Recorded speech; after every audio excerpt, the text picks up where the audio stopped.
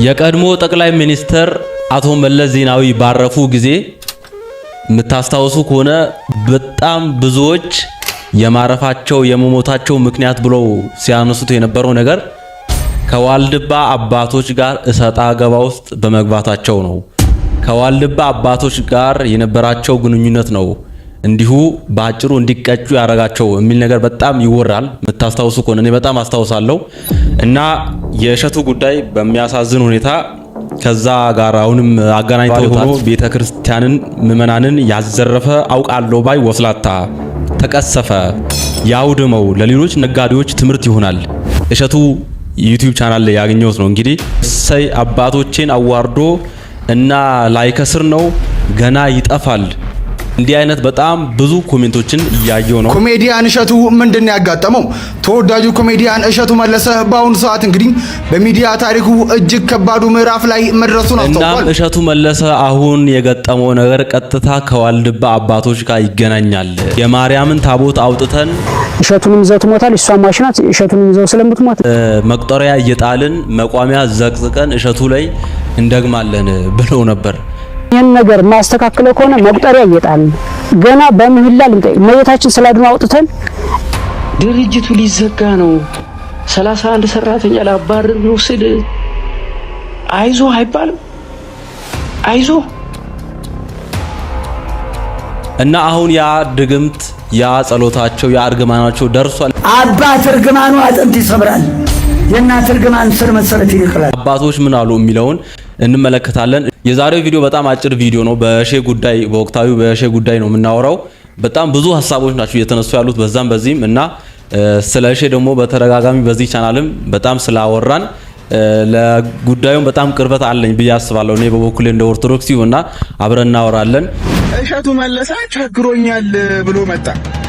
አንተ አልነበርክ እንዴ በአሜሪካን ገዳም ይሰራል ብለህ በዶላር ኮሚሽን ስትወስድ ነበር? እኔ በግሌም እሸቱ አሁን እየገጠመው ላለው ነገር በጣም ትልቁ ምክንያት ብዬ ማስበው ነገር አለ። እሱንም አሳያችኋለሁ። ግን የአባቶች ስለ እርግማን የተናገሩት ነገር ሳታዩ እንዳትወጡ። ሁላችንም እግዚአብሔርን እያመሰገንን እንጀምራለን የዛሬ ቪዲዮአችንን። ተመስገን የኛ ጌታ ምንስታን ሐምሌ 10 ክረምት ገባ 014 ቀበሌ ጎጎስ በምትባለው ሀገር ይኸው ዛሬ ክረምት ገባ። አረ ላይክ ሼር አድርጉ ጎበዝ። ከገጠር እስከ ከተማ በጣም ሁላችንም ስንጨነቅ ነበር። ዝናብ ጠፍቶ እግዚአብሔር ይመስገን። እግዚአብሔርን ሁላችንም አመስግኑ።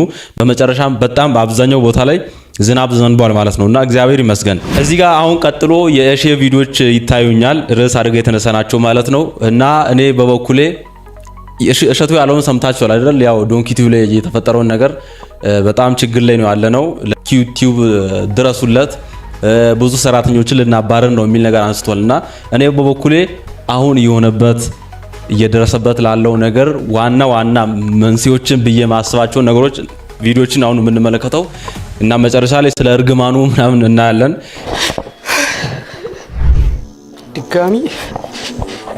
ድጋሚ እየሰቀልነው ነው ኢየሱስ ክርስቶስ።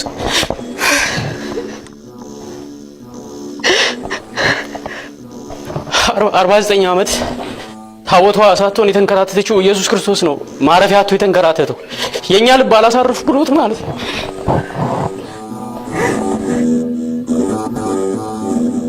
ይመስለናል እኛ ሳምንት ቀያይረን መተን ስላስቀደስን እጣኑ የሚያርግ እግዚአብሔር የሚቀበል የሚደሰት ይመስለናል። ግን አይደለም። እሱን ከሰማይ ያወረደው እኮ ከ99 ከመቶ መላእክት አንዱ ሲጎልበት ነው። አንዱ ሲጎል ነው ከሰማይ ያወረደው ማለት 10 መላእክት ወድቆበት አይደለም። አንድ መልአክ አንድ ሰው ከቤተ ክርስቲያን ሲርቅ እግዚአብሔር ያመዋል። አንድ ሰው ከቤተ ክርስቲያን ሲቀር እግዚአብሔር ያመዋል። አንዱን አዳምን ፍለጋ ነው ምራቅ የተተፋበት የተገረፈው የተሰቀለው እዚህ የመጣው። እኛ ግን ምንም አይመስለንም። በቃ ሰውን ከምታሰናክል ድንጋይ ባንገት ታስሮ በባህር ብትጣል ይሻላል ይላል። በእኛ ምክንያት ከቤተ ክርስቲያን የቀሩ በጣም ብዙ ሰዎች አሉ። ማለት ዝም ብሎ በቃ በራሳችን ፎርሙላ ማምለክ ነው የምንፈልገው። እኛ በራሳችን መጽሐፍ ቅዱስ ልንጽፍ ምንም አልቀረንም። ግን ይሰማናል አይደል? ስናስቀድስ ስንቆርብ በቃ ልክ ነው። እና እኔ ምንም ማለት አልችልም። ለንደንና አካባቢው ያላችሁ ምእመናን የንስሐ አባቶቻችሁን እያለቀሳችሁ ለምኗቸው። ዛሬ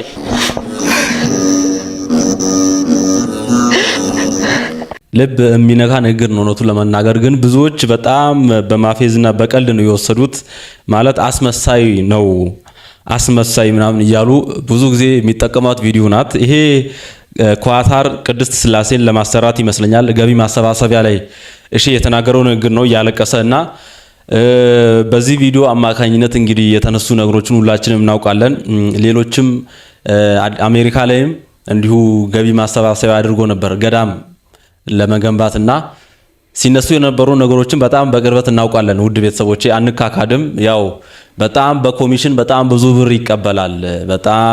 ብር ይቀበላል እያንዳንዱ ነገር የሚያደርገው ለብር ነው ኮሚሽን ተከፍሎት ነው የሚባል ነገር አለና እመጣላችኋለሁ ወደ በኋላና እነዚህ ነገሮች ያዙልኝ እሸቱ መለሰ ቸግሮኛል ብሎ መጣ እንዴ አንተ አልነበርክ እንዴ በአሜሪካን ገዳም ይሰራል ብለ በዶላር ኮሚሽን ስትወስድ የነበርከው ኤአይን ተጠቅማችሁ ሀብታም መሆን ትችላላችሁ ስትለን የነበርከው አንተ አይደል እንዴ ዛሬ እንዴ ቸገረ የደብረ ብርሃኑስ ፕሮጀክት ምን አረከው ለመዝደቅ የሚል ፋውንዴሽን አቋቁመ ነበር ብር እንደተሰበሰበ ሰምተናል እንዴ የቸገረው ሰው አጣቁም እንዴ አንዳንዶቻችሁ ደግሞ ይሄው የቸገረው ፌዝ እኮ ያስታውቃል እንደዚህ አይነት ፌዝ ነው ኖ ሞር ድራማ እሸቱ እንደውም እኔን ቸግሮኛል እኔን እርዱኝ ያው አካውንቴን አስቀምጫለሁ ቴሌብሬን አስቀምጫለሁ ቸግሮኛል እንደውም እኔን እርዱኝ ዶላር ላይ የሚተኛ ሰው እንደው ለማስመሰል ለድራማ ራስ ሰውነትን ቀንሰ ከስተውላን የመጣው ባለፈው የዋልድባ አባቶች ረገሙት ተባለ ሳይውል ሳያድር እርግማናቸው ደረሰብኝ ለማለት ዛሬ ቸገረኝ ብለ መጣ አንድ ቤትና አንድ ላንድ ክሮዘር ቀረኝ ብለ ዊሊዬ ሳይደርስልህ ከዊሊዬ ጋር እንደውም ወደ ካናዳ ነው አሜሪካ ልካቸዋለሁ ብለ ስትል ነበር ማያት ሰው ህዝብ አዳም ነው የተበላው እንደውም ጉዳዩን ከፌደራል ፖሊሶች ጋር ይዤዋለሁ ብለህን ነበረ የታደረስከው የቸገረን እኛ ነን የቸገረው ፊዝ ይሄ ነው እርዱን እኛ ድራማ አንችልበትም ቸግሮንም እንደ እሸቱ ድራማ መስራት አንችልበትምና አካውንታችን የካይሻላችሁትን አርጉ እሸቱ ራሱ አስገባበት ከኮሚሽን ካገኘው ዶላር 1-2000 $3000 ዝም ብለ አስገባበት ምንም ቀላለው ላንተ ምን ድራማው ምን ይሰራል ብለን እና ለእሸቱ ሼር አርጉለት ለተስፋዬ ያስገባለት እርዳው በሉት ደገፍ አርገው በሉት እንደዚህ አይነት ሰዎች ሙሉ ለሙሉ የሚናገሩት ነገር ኔጌቲቭ ነው ክፉ ነው ምናምን ብለን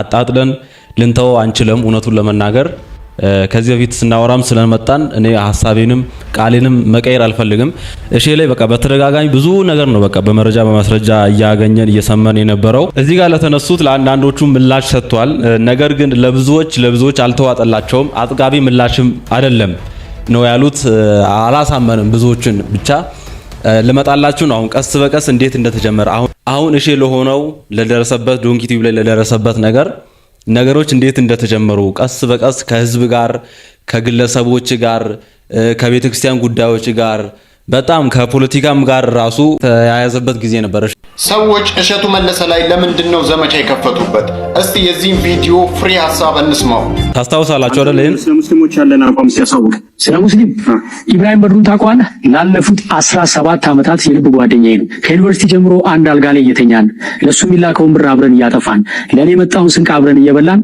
እስከ ዛሬ ድረስ በጓደኝነት ጸንተናል ይገርማል ሳገባ ሚዜ ኢብራሂም በድሩ ነበረ ሁለተኛው ሚዜ መለሰ ይባላል የፕሮቴስታንት እምነት ተከታይ ነው ላለፉት 17 ዓመታት ምርጥ ጓደኛዬ ነው ለሱ የተላከ ገንዘብ የኔ ነው ለኔ መጣ በሱ የሱ እስካሁን ድረስ በጓደኝነት አብረን ዘልቀናል የልቤን ማማክረው ሚስጥሬን ምነግረው እድገቴን ማሳየው ጓደኛዬ ኢትዮጵያዊ ሆነ ስለ ሙስሊም ያለህን አቋም ንገረኝ ስትንሽ አታፍር ኢትዮጵያዊ ስትሆን የሌላውን ሃይማኖት አክብረ ሌላውን ወደ የራስህን ደግሞ አምልከህ ትኖራለህ አሁን እኮ ችግር የፈጠሩብን በየቲክቶኩ እየመጡ ቤተ እምነቱ ሳይወክላቸው የቤተ እምነቱ ተቆርቋሪ ነን ተከራካሪ ነን አስተማሪ ነን የሚሉ ሰዎች ናቸው ምንም የሚያውቁት ነገር የለም በሚያውቁት ትንሽ ዕውቀት ምንም የማያውቀውን ህዝብ ይማርኩና ተከታያቸው ያደርጉታል ሲመቻቸው ደግሞ ወደ ራሳቸው ዓላማ ይገነጥሉታል ሁሉም የሃይማኖት እምነት ተከታይ በዚህ ሰዓት መጠንቀቅ ያለበት ነገር ቤተ እምነቱ አስተምሮ ያልሾማቸው ዕውቅና ያልሰጣቸው ግለሰብ ሆነው ትንሽ ዕውቀታቸውን ሃይማኖትና ዶግማ አድርገው ካልሰበክን ከሚሉ ግለሰብ የሃይማኖት አስተማሪዎች ነው እኔ ከኢብራሂም ጋር ኮሮና በገባ ወቅት አንድ ቤት ነበርን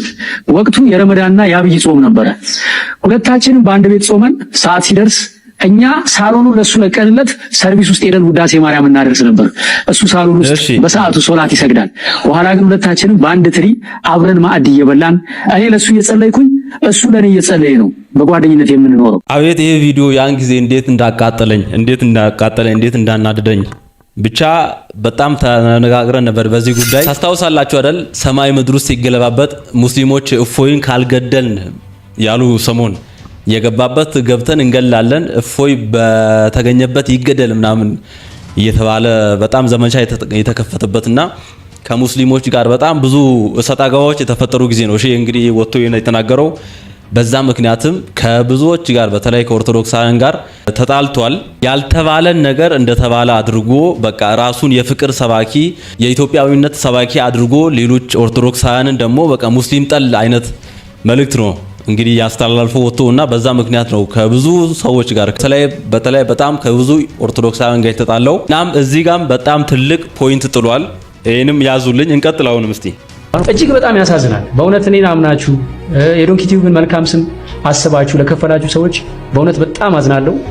በእግዚአብሔር ስምም ይቅርታ ጠይቃችኋለሁ ንጹህ ገንዘባችሁን ስለተበላችሁ። በዚህ ጉዳይ ዙሪያ ደውላችሁ እኛም ማግኘት ከፈለጋችሁ በ0913 እሺ። ይሄ ጊዜ ደግሞ እንግዲህ የካናዳው ጊዜ ነው። ብዙዎች ተበልተናል እያሉ ሲያለቅሱ አስታውሳለሁ።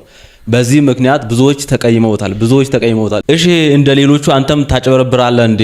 በዚህ ልክ አንተን አልጠበቅንህም ብለው ብዙዎች ሲያለቅሱ ነበር፣ ብዙዎች ሲያማርሩ ነበር። ካናዳ ልካለው በሚል የተፈጠረ ግብግብ ማለት ነው። እያያችሁ ነው አይደል? እንቀጥላውንም እስቲ ሌላ ጉዳይ ላስታውሳችሁ። በዝሙት ቀስቃሽ ዳንሶቿ የምትታወቅ በዝሙት ቢያልፍልኝ እናንተ ምን ቸገራችሁ የምትል ከባለ ሀብት ጋር የመተኛት እድሉን ባገኝ አይኔን አላሽም ያለች መግለጫ የምትሰጥ ብልቅ ብላ እንዳደገች በይፋ የምትናገር ሴት ለአንድ ድርጅት ሳይሆን ለአንድ ገዳም ማስታወቂያ ሰርተዋት ማየቴ ትንሽ አስደነገጠኝ። እምላችሁ በኃጢአት እንደምበልጣት ቅንጣት ታክል አልጠራጠርም። ነገር ግን በአደባባይ ኃጢአትን በመስበክ አዋርድ ያላትን ሴት የገዳም ማስታወቂያ ስትሰራ ማየት ለታዳጊ ልጆች ምንም ያክል የቆሸሸ ስብዕና ቢኖራችሁም ቤተክርስቲያን በእናንተ ትወከላለች የሚል ግንዛቤ ይፈጥራል። እንግዲህ የዚህችን ልጅ ግብር ልክ አይደለም ብሎ ማውገዝ መጀመሪያ ከአባቶች ይጠበቅ ነበር። ጭራሽ በብልግናሽ ከሚያደንቁሽ ተከታዮችሽ ገንዘብ ለምኝልን ብሎ መሾም በኃጢአት ያፈራችሁትም ገንዘብ ቢሆን እግዚአብሔር ይቀበልላችኋል የሚል የተሳሳተ መልእክት አለ። ከባምቢ ጋር የነበራቸው ሰጣ ገባ በጣም ብዙ መከፋፈልን በጣም ብዙዎች ደግሞ የእሼ ወዳጆች ጭምር እሼ ላይ ቅር እንዲላቸው እንዲያዝኑበት ሆኗል። ባነሳው ሐሳብ ሳይስማሙ ማለት ነውና እዚህ ጋርም ትልቅ ነጥብ ጥሏል። ያንተ ገመና በኔም አይደለም በባምቢም አይደለም በኦዲየንስም አይደለም ባንተም አይደለም። ያንተ ገመና በአባቶች እጅ አለ። እኔ ራሴ ማቀው ይቅርታ ለመጠየቅ የምትመጣ ከሆነ ገመና እንዳለ በአባቶች ገመና እንዳለ በየደብር አለ። በየደብሩ ያንተ ገመና አለ። በየአባቶች እጅ ያንተ ገመና አለ። በእያንዳንዱ መሰራት ይቅርታ ይሄ መሰራት ባለባት በእያንዳንዷ የሰራ እርዳታ ብለ የሰራት ቪዲዮ ማስታወቂያ ብለ የሰራት ቪዲዮ ከኋላ ያንተ ገመና አለ። ይቅርታ ለመጠየቅ የምትመጣ ከሆነ ዛሬ ማታ መጀመሪያ ይሄን ቪዲዮ አውርደው ከዩቲዩብ ላይ ይሄንን አውርደው። እሸቱ በጣም ተጠንቀቅ።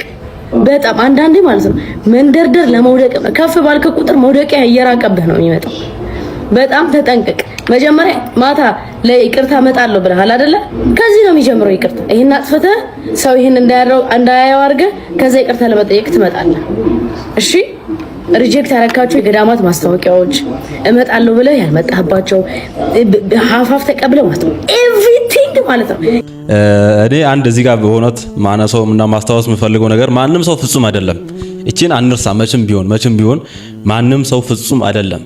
በቃ እግዚአብሔርና እግዚአብሔር ብቻ ነው ፍጹም። መቼም ከአይምሯችን ይሄ ነገር አይረሳ። ብዙ ስራ፣ መልካም ስራ፣ በጎ ስራ የሰሩ ሰዎችም የሆነ ክፍተት ስህተት ይኖርባቸዋል። ቅዱሳንም ጻድቃን ሰማዕታትም በጣም ወድቀው ብዙ ፋውል ሰርተው ብዙ ማይሆን ነገር ሰርተው ንስሐ ገብተው ነው የጸደቁት እና ማንም ፍጹም ሰው የለም። ብቻ ያም ሆነ እሺ እዚህ ጋርም ብዙ ኦዲየንሱን አስከፍቶ ነበር። የፐርፐዝ ብላክ ኢትዮጵያ ማስታወቂያ የሰራው እሸቱ መለሰ ዙኛል ነው። ፊንቴክ ከፐርፐዝ ብላክ ኢትዮጵያ የተለየ ነገር ያደረገው ነገር የለም። ፐርፐዝ ብላክ ኢትዮጵያ ይሄን አስታውሳለሁ። እንግዲህ እዚህ ጋር ብዙዎች ተቀይመውት በጣም ብዙዎች ተቀይመውት ነበር። እንደማውራ ይገባችኋል። ዶንኪ ቲዩብ እሸቱ ማለት ነውና እሸቱ ማለት አሁን እኔ አልገባኝም። እርዱን ታደጉንም ይታደገን። እኛን ሸቀለብን፣ ዘንድሮ ሸቀለብን። እኛ ምን አለንና እንደሱ ምንም የለንም። እንደገና ታደጉኝ በዚህ ውጡልኝ የሚለው እሱ ሲያገባ አገባው ይለናል። ቪዲዮ ይሰራልና ይለታለን። ሲወልድ ወለድኩኝ ይላል። እሺ እናያለን። እሺ ከዛ ስፖንሰር አድርጉኝ ይላል። ቤት ሲገዛ በስፖንሰር ይገዛል። ፈርኒቸር እንኳን ካቅሙ የሆነ ወንበር አይቀይርም። እስኪ አቅም ያላችሁ የፈርኒቸር እንትኖች ስፖንሰር አድርጉኝ። ያንተ ብሬት ነው የሚደርሰው፣ ያንተ ብሬት ነው የሚገባው። እርዳታ እኮ ሰውን እኮ አቅርበህ እኮ እርዳታ እኮ አስለቀሰህ እኮ ከኪስ 10 ብር ሰጥተህ እናንተ ምርዱ አትልም። እናንተ ብቻ እርዱ ነው የምትለን። ረዳን በቃ ጫካ ገባለሁ ያልከኝ ዛሬ 2 ዓመት ግባ ከቻልክ 4000 ካሬ ሜትር ተቀበለህ እኮ ገዝተህ አይደለም እኮ በሚዲያ እኮ ሽፋን የተቀበልከው። ጭራሽ ዶዘር ደግሞ ስፖንሰር አድርጉኝ ልጥረግ ትላለህ። ለልጅ እኮ አሳዳጊ እኮ አንተ እኮ ለልጅ ሞግዚት ማለት ነው ማሰልጠኛ ከፍታለሁ ያልክ ጀግና ነህ። ከንዱ ማለት ነው የቀረህ አንተ እኮ። እና ይሄን ሐሳብ ብዙዎች እያነሱ ነው። እኛን ነው የቸገረን እንጂ አንተ ላንቸገረህም።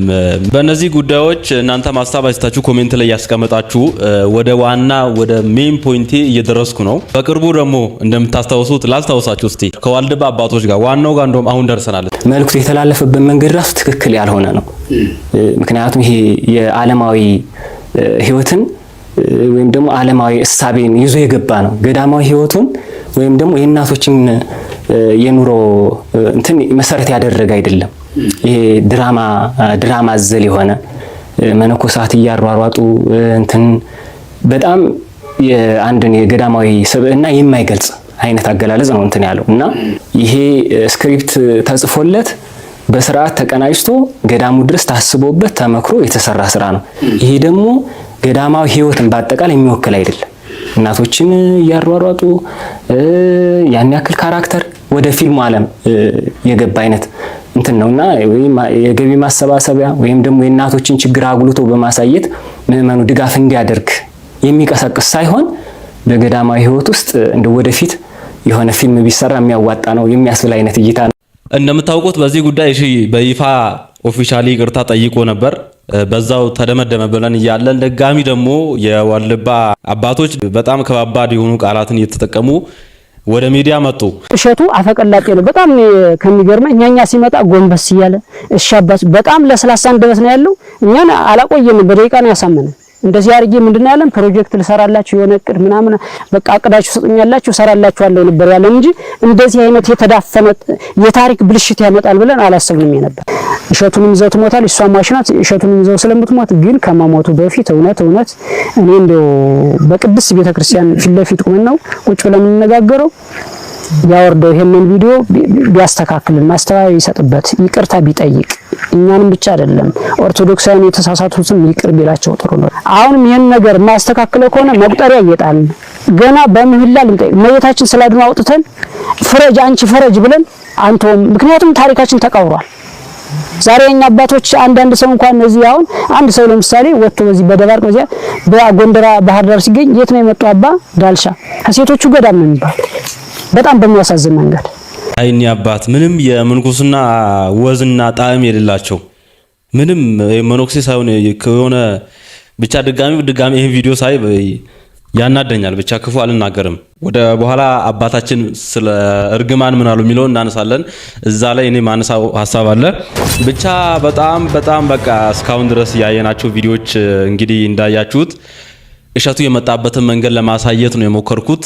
ማለት በኔ ቪዲዮን ሲጀምር እንዳልኩት በኔ ምልከታ እሺ አሁን እየገጠመው ያለው ነገር አጠቃላይ እንግዲህ አንድና አንድ መንገር የምፈልገው ዋና ሜን ፖይንት ላይ ደርሻለሁ።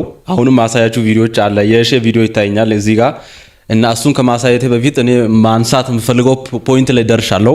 እሱ ምንድነው እስካሁን ያሳያችሁን እንዳያችሁት ከሆነ ቀስ በቀስ በቃ ከህዝብ ጋር ከኦርቶዶክሳውያን ጋር ከግለሰብ ጋር እሺ አንተን አምነን ተመዝግበን ያላነሰ ብራችንን ተበላን ከሚሉ ወገኖች ጋር ብቻ ምን ልበላችሁ ከብዙዎች ጋር እሸቱ በእነዚህ አጭር ጊዜያት በእውነት 1 ዓመት ምናምን ይሆናል ይሄ ሁሉ የተፈጠረው።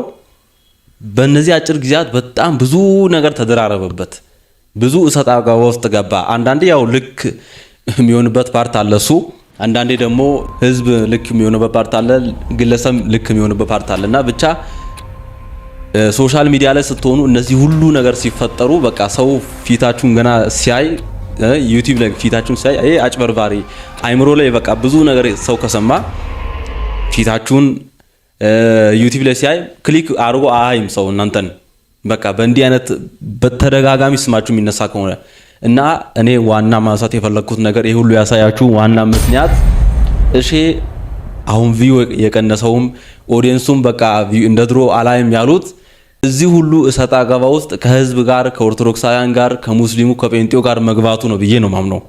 በቃ ከህዝብ ጋር በተለይ ከህዝብ ጋር ምንም አይነት ነገር ውስጥ መግባት አያስፈልግም መቼም ቢሆን እና እንደ አጠቃላይ የኔ ምልከታ ይሄ ነው።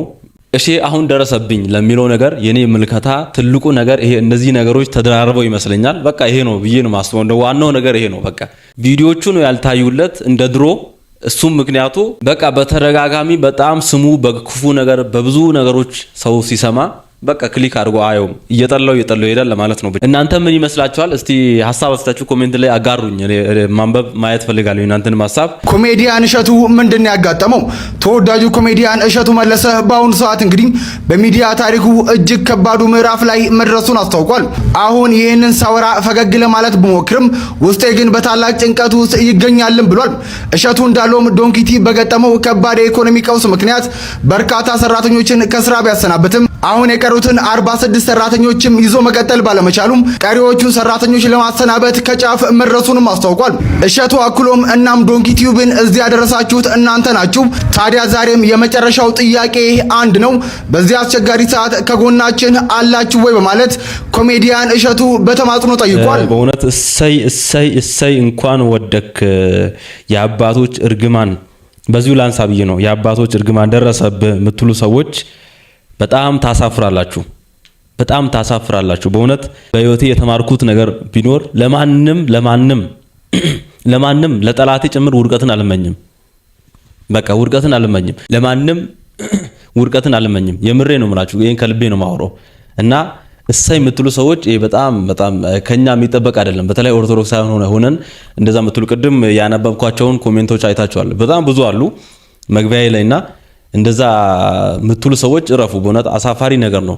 እንዲህ አይባልም። እዛ ሙሉን ካላያችሁ አጠር ያለ ቪዲዮ እንመልከት። ዩቲዩብ ቻናላችን አሁን ላይ በኢኮኖሚ ደረጃ ሰርቫይቭ ማድረግ አቅቶታል። ይሄን ሰርቫይቭ ለማድረግ ብዙ ነገር አድርገናል። ለምሳሌ በጣም ብዙ ሰራተኞች ለመልቀቅ ተገደናል። ልንከፍላቸው ስላልቻለን ምርጥ ሰራተኞቻችንን እያዘንን ሄደውብናል። ከ60 ከ70 በላይ ሰራተኛ ደርሰን የነበርን ሰዎች አሁን ቤት ውስጥ ያሉን 46 ሰራተኞች ብቻ ናቸው። እነዚህም 46 ሰራተኞች የቆዩልን በመነጋገር ችግሩን በማየት በውይይት ደሞዛቸውን ቀንሰው ነው። በግማሽ ቀንሰው 25% ቀንሰው ግማሾቹን ወደ ኤፒሶድ ተከፋይ እያደረግን በቃ እንዲህ እያልን ልጆቻችንን ይዘን እስካሁን እየታገልን ቆይተናል። ሌላው ትልልቅ ህንፃዎች ነበሩ የተከራየናቸው ለቀናል።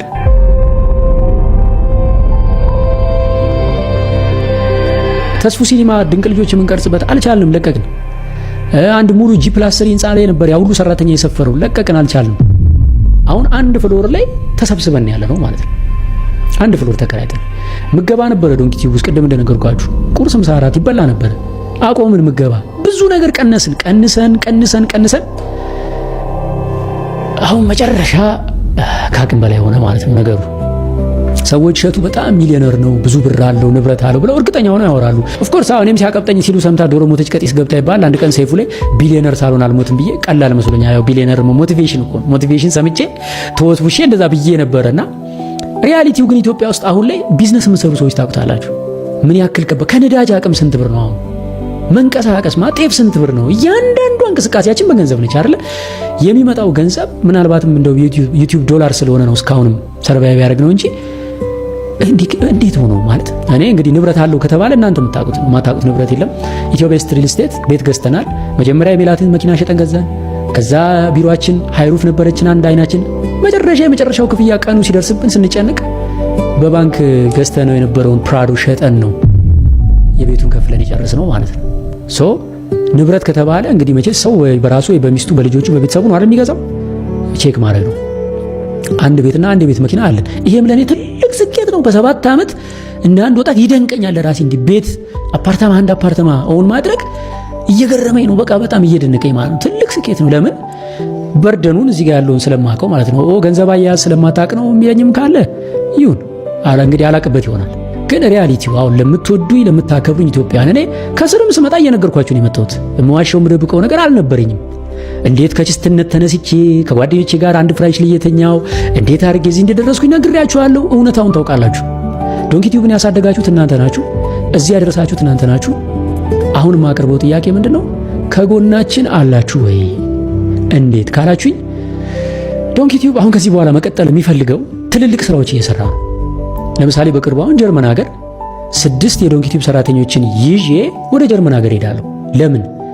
ታላቁ ገዳም በአውሮፓ ለመጀመሪያ ጊዜ በጀርመን ሀገር የሚገደመው ታላቁ የኢትዮጵያ ኦርቶዶክስ ተዋሕዶ ቤተክርስቲያን ገዳምን በተመለከተ ትልቅ ስራ እየሰራ ነው።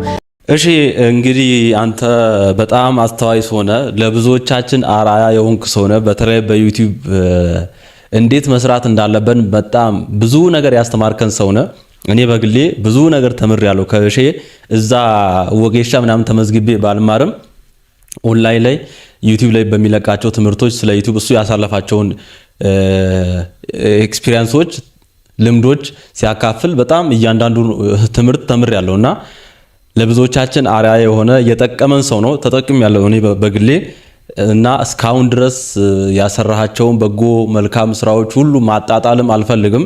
ትልቅ በእውነት እኛ ሜቢ እንሰራው ይሁን በህይወታችን ዘመን ሜቢ እግዚአብሔር ከረዳን እንጂ እስካሁን አንተ የሰራቸውን በጣም ብዙ ነገር ሰርታል። ለቤተክርስቲያንም ለሀገርም ለወገንም ለግለሰብም እና ለዛም ምስጋና ይገባል፣ ክሬዲትም ሊሰጥ ይገባል።